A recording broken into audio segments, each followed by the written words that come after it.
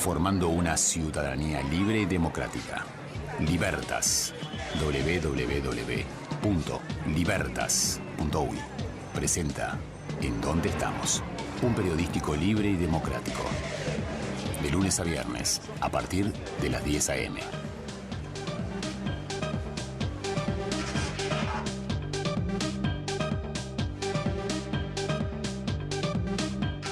Buen día, República Oriental del Uruguay. ¿Cómo están todos ustedes? Comenzando una nueva semana soleada, linda, linda semana, parece otoñal, estamos en invierno aún, no está tan fría. Y bueno, eso permite que los ánimos estén mejor en todos los uruguayos, al menos en esta zona del país. Bueno, antes de comenzar el programa tengo que decir respecto a algunas líneas de comunicación, cuáles son todas ellas, así cumplimos con ese detalle. Por ejemplo, para comunicarte por WhatsApp con nosotros es el 093-829-272. 093-829-272. Para comunicarte vía mail es la siguiente dirección: pordondeestamos@gmail.com. Por donde estamos va las dos veces con E. Por donde estamos@gmail.com. En Facebook, que ahora mismo estamos saliendo al aire, en donde estamos. En Twitter, @en donde estamos. Por Instagram, en donde estamos Uru. Y en YouTube, mira en donde estamos. Pero además también salimos no solo por aire, 1130M, sino también por radionacional.com.uy, que es la web de la radio, con todo su streaming. Y salimos también por la web de nuestra organización Libertas, que es www.libertas.uy, donde ahí también está todo nuestro streaming, es decir, el streaming de la radio, el streaming de nuestra organización y a su vez el aire que nos brinda Radio Nacional. ¿Por qué aclaro todo esto? Porque ayer nos vimos en la sorpresa, infeliz sorpresa, para quien les habla y para mucha gente, publicada en Sábado Show del País, donde se daba noticia de que desembarcaba una periodista en Radio Nacional en las horas de este programa. Imagínense, ese era el tenor de la información en Sábado Show, de la noticia. Imagínense la cantidad de llamados que empiezo a tener, yo sin saberlo. Al rato viene mi mamá y me dice, mirá lo que se publica acá. Y la verdad que, como se dice originalmente, un baldazo de agua fría. Muy original de mi parte, ¿no? La expresión. Pero es así, es algo así, como que estás tranquilo, viene y te tiran un balde de agua fría. Bueno, la noticia la leías y daba lugar precisamente a eso, a pensar, bueno, ¿qué pasa? ¿Se desmonta entonces el programa en donde estamos? ¿Se va de Radio Nacional? No, no es así, no tiene nada que ver. Ayer conversamos con el director de la radio, quien con la amabilidad que le caracteriza y con la llaneza y la profundidad de diálogo que también son características de Edgardo, bueno, hablamos bastante sobre el tema y hoy seguimos hablando con él, porque también se vio sorprendido por la noticia. También el director de la radio se vio sorprendido por una noticia, una información que es absolutamente inconsulta respecto al director de Radio Nacional. Él no estaba enterado de ese tipo de gran pase de periodista, como si fuera una especie de pase de una periodista, no sé, de la BBC de Londres, que viene a instalarse como el gran, no sé, como el Messi de la radio. Bueno, nada de eso ocurre, nada de eso ocurrió ni ocurrirá. Esto está hablado y está confirmado con el director de la radio, quien además me da todo el apoyo para que brindemos un comunicado oficial respecto a este desmentido profundo y respecto además a algo que es importante decirlo. Según la dirección de la radio, este programa en donde estamos es uno de los programas más importantes que la radio brinda a la ciudadanía uruguaya, y no solo contamos con el apoyo del director de la radio, sino con su beneplácito y el agradecimiento mutuo, vale decir, el agradecimiento de nuestra organización, equipo de trabajo, de todos nuestros colaboradores, y el agradecimiento de Edgardo Martirena a esta tarea periodística, lo cual a mí personalmente me enorgullece. Me enorgullece que una persona como Martirena, una persona ducha, avesada en los medios desde mucho tiempo, un gran empresario, esté no solo muy conforme, sino muy contento, muy feliz y con mucha proyección respecto al crecimiento de este programa. Esto debo decirlo, va a haber un comunicado oficial, porque imagínate el daño que puede provocar prima facie. ¿Por qué? Porque hay avisadores en el medio, hay financiadores, hay compromiso con todos nuestros columnistas, hay financiadores que van a entrar, estamos en trámite de negociación con distintos sponsors que están con mucha expectativa, muchas ganas de incorporarse a esta tarea periodística que brinda nada más y nada menos que la posibilidad de hacer un periodismo independiente vinculado a los valores fundamentales de la República, de la democracia, del Estado de Derecho, y cuánto nos lleva a informarnos, y cuánto me lleva a mí a estudiar.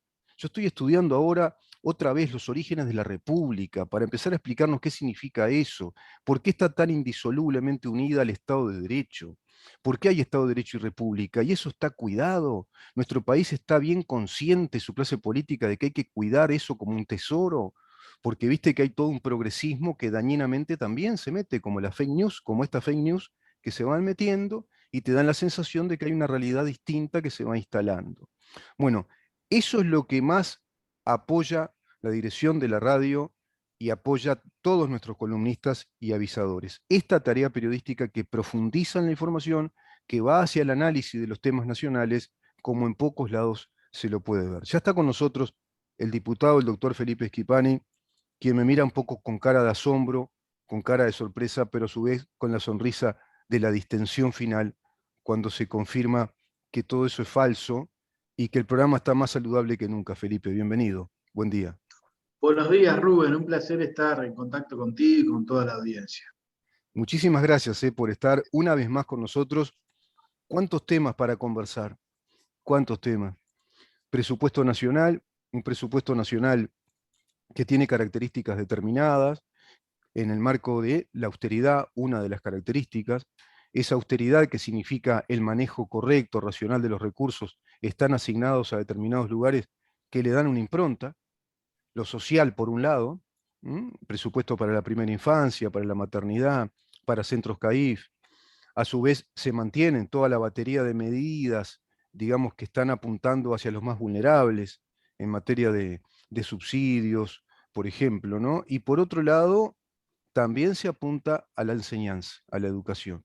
Y ahí hay un tema enorme que mucha gente me lo reclama, ¿sabes? Que se trate cada vez más en profundidad.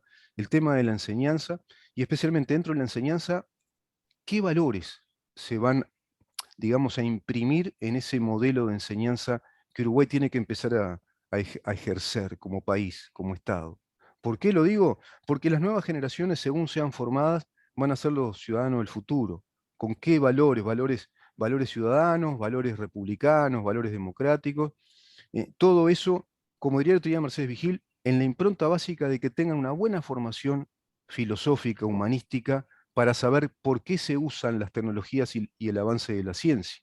Y no al revés, como muchas veces se habla de mucha ciencia, mucho conocimiento técnico, intelectual, pero si eso no tiene una sólida formación humanística como la que tuvimos nosotros, y seguramente tú también la recibiste, es difícil después manejar ese uranio que es el conocimiento, ¿no? Esa materia tan sensible.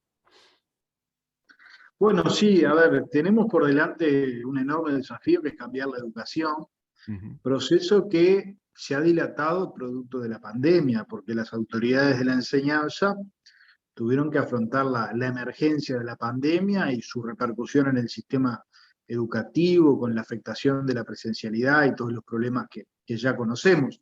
Ujú. Pero en esta etapa de post-pandemia, en donde afortunadamente el sistema educativo ha vuelto plenamente a la presencialidad y ciertamente se ha normalizado todo lo que tiene que ver con la enseñanza, el proceso que se está iniciando es el de la transformación educativa, que es imperioso para el país porque realmente tenemos un rezago fundamentalmente en la educación media Ujú. que es preocupante, ¿no? Que está realmente atentando contra las propias posibilidades de desarrollo que tiene el país. Claro. Y además es un compromiso de campaña electoral, ¿no? Nosotros llegamos al gobierno con un claro compromiso de transformar la educación.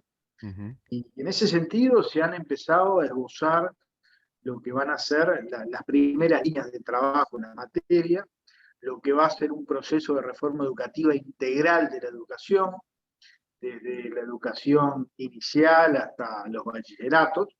Ujú. Se va a iniciar a partir de un amplio debate que se va a llevar adelante, en donde se van a escuchar todas las voces, todos aquellos que tienen algo para aportar, a los integrantes, naturalmente, del sistema educativo, a los docentes, ¿no?, que van a ser quienes tienen que implementar estos cambios, a los estudiantes, a las familias de los estudiantes, a distintos actores de la sociedad, a los sectores productivos, porque no podemos pensar en una educación de espaldas a los sectores productivos, porque eso es, de alguna manera, hipotecar las posibilidades de que nuestros jóvenes se inserten en el mercado de trabajo, a distintos sectores de la actividad del país, a todos aquellos que quieran hacer un aporte, a los partidos políticos, sindicatos, empresarios, en fin, va a ser un amplio proceso que se va a llevar adelante en el 2021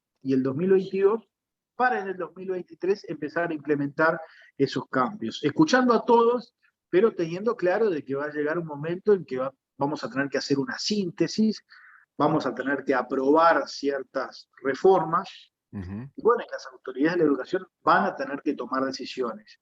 Realmente la situación de nuestra educación es alarmante, el rezago de nuestros jóvenes es realmente preocupante. Fíjate tú, Rubén, que pese a los recursos que se han invertido en materia educativa, ¿no?, en el año 2003 el Uruguay invertía el 2% del Producto Bruto en educación, hoy invierte algo así como el 5%, ha habido un avance importantísimo en la cantidad de recursos que se ha destinado a estos fines, pero sin embargo los niveles de aprendizaje son peores, ¿no? Claro. Las pruebas PISA que miden estandarizadamente el nivel de conocimiento de los jóvenes de 15 años en el mundo entero muestran de que en el 2003 teníamos mejores resultados en lengua, en matemáticas y en ciencia de los que tuvimos en la última prueba PISA, que fue en el año 2018.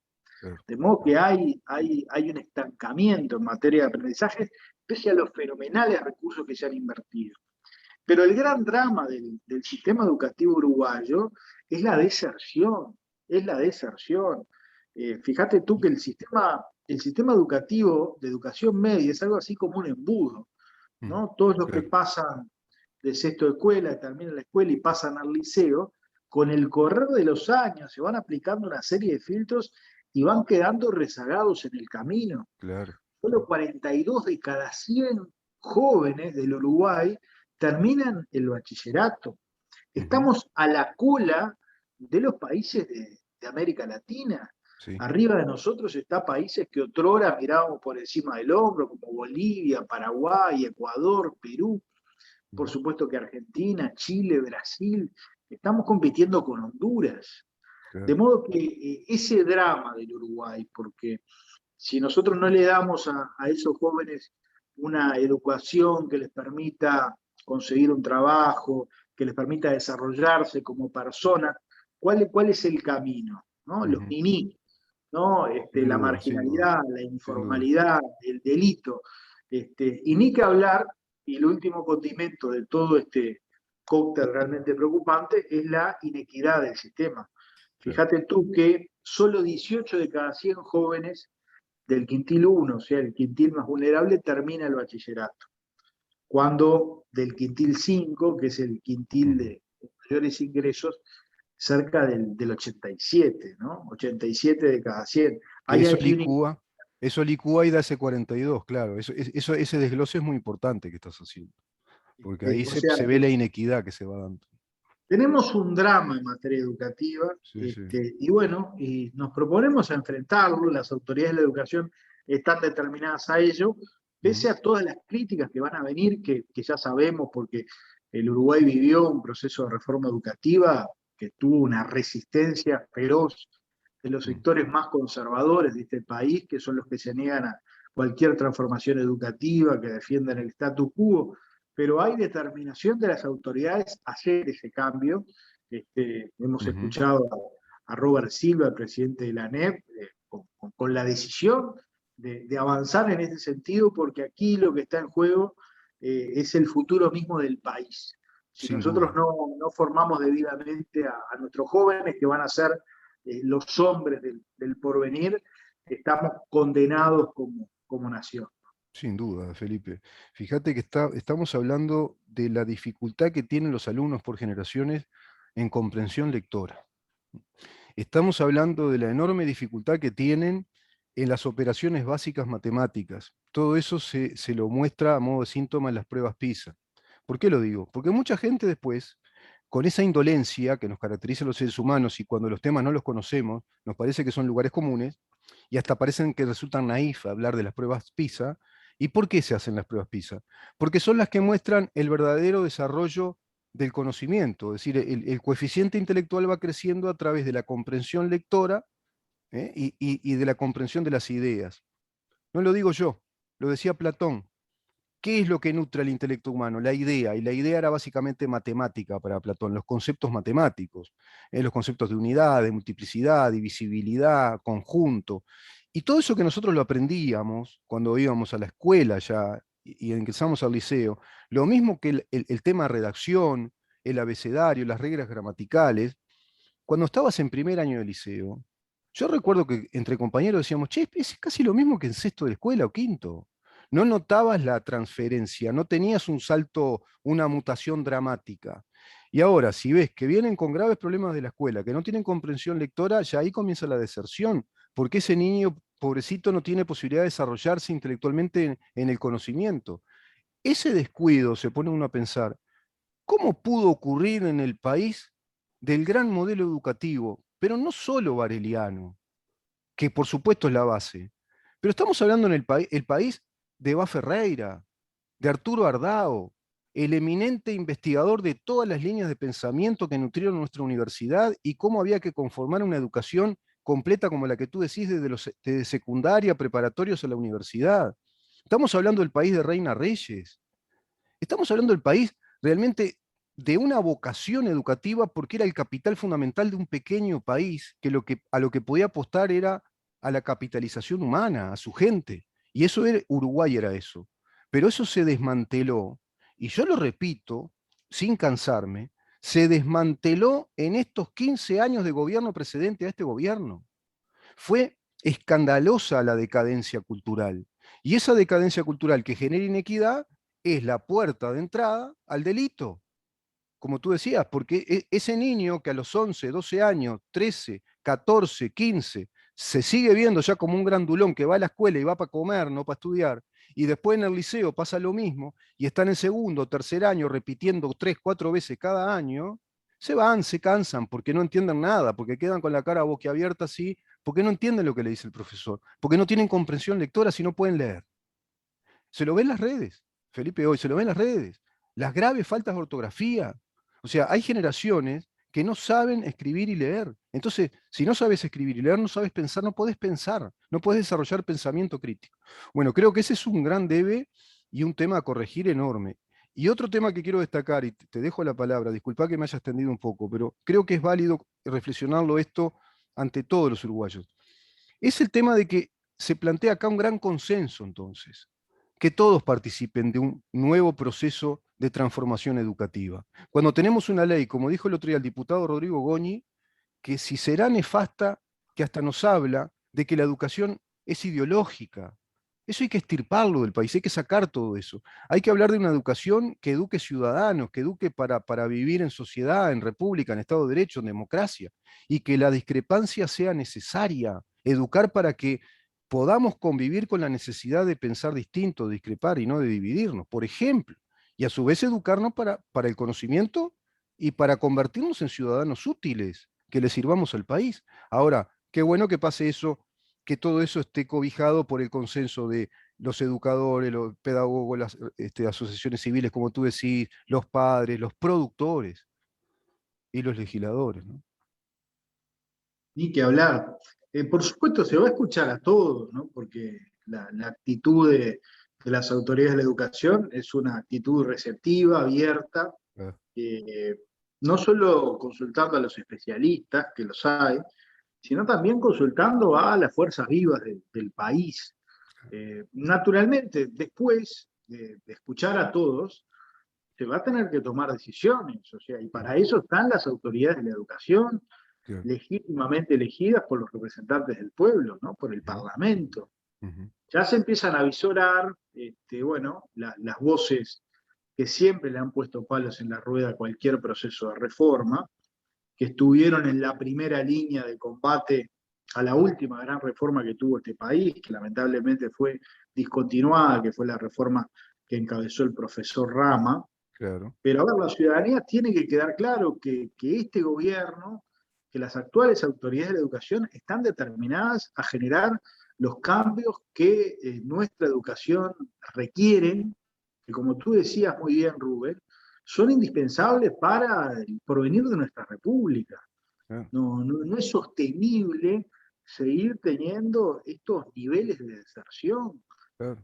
nuestros jóvenes. O sea, si nosotros no generamos un cambio drástico, bueno, vamos a condenar a generaciones enteras al fracaso. Claro, ¿no? claro. Y eso repercute en el fracaso nacional. Totalmente. Entonces, me parece que es una acción que hay que llevar pese a todas las dificultades que se van a presentar, reitero, porque ya se han esbozado bueno, las primeras reacciones críticas a este proceso, ya se empiezan a decir las cosas que se escucharon en oportunidad de la reforma de Rama, de la privatización, de la mercantilización, en fin. Por lo tanto, yo creo que hay más capacidad crítica para visorar la necesidad de estas transformaciones, ¿no? Yo creo que estamos en un tiempo bisagra, Felipe. Creo que es el momento ahora. Si no se da ahora, el Uruguay se perdió. Y creo que se está librando la última batalla, la gran batalla, tanto de parte de ellos como de parte de los republicanos. Yo me considero dentro del bando de los republicanos democráticos. ¿Por qué? Porque justamente ellos van por todo, y por todo desde el Foro de San Pablo se habla de que la materia prima de esa supuesta revolución hacia el socialismo y la estatización de los recursos y tener a la gente obnubilada con todo eso, es cooptar la educación, como lo vienen haciendo durante décadas. Y cooptar la educación es formar educadores ideologizados que pasan a ser doctrinos, adoctrinan en vez de educar, y además pervierten el proceso educativo porque no lo brindan. Lo que brindan es una vulnerabilidad total de los jovencitos, de los niños vulnerables, que se encuentran con una desestructura, con una disfuncionalidad del sistema público educativo, y sumamente ideologizados, los planes de estudio, no les aportan todo el material crítico que tienen que tener, la historia de las ideas, la historia del pensamiento, una fuerte formación humanística, repito, y a su vez una fuerte formación, conjuntamente a eso, una fuerte formación en ciencia. En ese sentido da para mucho porque esto es un tema que a mí no me apasiona, me intranquiliza, porque es la última batalla. Van a ir, claro, que los gremios de la educación, los sindicatos que hoy bajo la LUC ya no tienen la posibilidad de cogobernar porque no tienen el voto.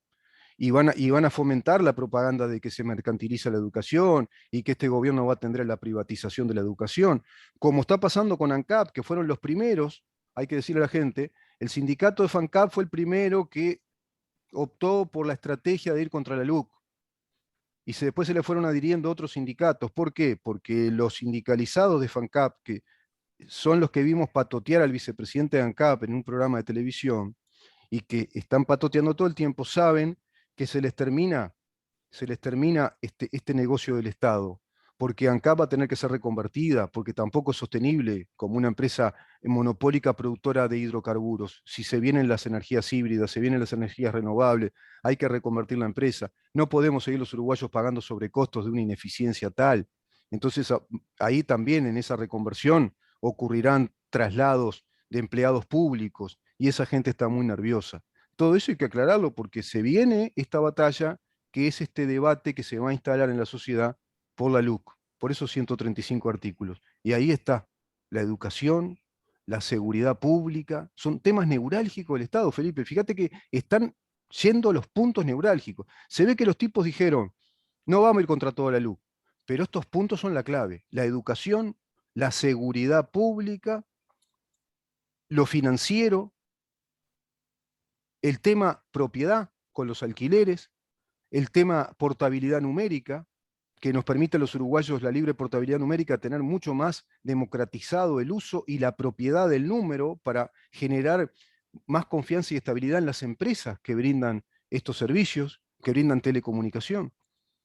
Es realmente un momento clave del país. Seguimos, ¿sabes en qué? Me parece, en, en esta pospandemia, seguimos en una campaña electoral de debate respecto a qué país queremos, en una sociedad que se la pretende dividir para qué lado quiere rumbear el país.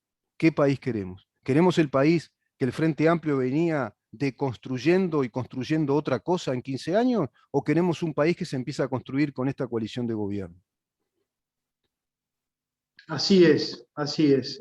Muchas veces no se comprende que la ciudadanía ya optó. Pero bueno, Bueno, yo creo que en definitiva no hay mal que por bien no venga, y este referéndum, que no tengo la menor duda que la mayoría de la ciudadanía va a respaldar estos artículos, van a ser, yo creo, un nuevo impulso para poner el pie en el acelerador y completar la realización de las transformaciones que el Uruguay requiere. Por ejemplo, en materia educativa, si bien la LUC introduce cambios importantes porque establece el mecanismo de la acreditación de las carreras de formación docente, que le va a permitir a los docentes de este país poder tener la titulación universitaria, que es un viejo mm, reclamo mm, de todos los sí, docentes uruguayos. Lo que prevé es la gobernanza, ¿no? Pero bueno, la gobernanza es la base, es el sustento, es la plataforma para impulsar la reforma educativa. claro. De modo que derogar la LUC, y esto me parece que tiene que quedar claro, y por tanto derogar la gobernanza, volver a darle a los gremios el cogobierno de la educación, es Mm. una forma también de ponerle un misil en la línea de flotación a la reforma que se está iniciando. Exactamente, exactamente. Es minar este proyecto de país que este gobierno de coalición está haciendo. Volvemos a lo mismo, ¿viste? Es romper ese proyecto de reestructuración de la educación o reconversión de la educación a través de esa línea de gobernanza. Vamos a seguir con estos temas, Felipe. Yo te agradezco un montón. Dan para mucho, ¿no? Son temas que dan para un montón, porque acá tendríamos que empezar a ver qué serían esas líneas de gobernanza, cómo afectarían a un nuevo proceso educativo del país y cómo eso después se va a derramar en las nuevas generaciones, las que ya están educándose y las que van a venir. Si te parece, seguimos con ese tema, Felipe, Seguimos conversando, Rubén, como siempre, un placer. Un saludo bien grande a toda la audiencia. muchísimas gracias por estar con nosotros y sé que están en un momento clave porque hay mucha actividad parlamentaria ya, ¿no? Está intensa la Sin duda, actividad parlamentaria. sin duda, sin duda. Un abrazo, Felipe. Un Que tengas buen abrazo, día Rubén. hoy. Chau, chau. El diputado, el doctor Felipe Schipani, por el Partido Colorado, conversando con nosotros, sector ballistas, bueno, hablando acerca de algo tan importante como es precisamente el sistema de la enseñanza, el sistema educativo de nuestro país. Quédate ahí porque ya vamos a entrar en contacto con el doctor Edinson Lapeire, Edinson González Lapeire, especialista en Derecho Internacional Público Privado, que hace tiempo nos viene instruyendo, nos viene comentando, analizando distintos aspectos que hacen a la soberanía de nuestro mar territorial, de nuestras aguas, y muy especialmente el tema de la construcción de un emisor subacuático en la planta urbana de Buenos Aires que puede afectar muchísimo la calidad de las aguas del Río de la Plata, este río que tenemos en común con la República Hermana. Hay novedades, me dijo que hay novedades y hoy las quiere comentar y analizar con todos nosotros, así que quédate ahí porque tenemos que saber en dónde estamos.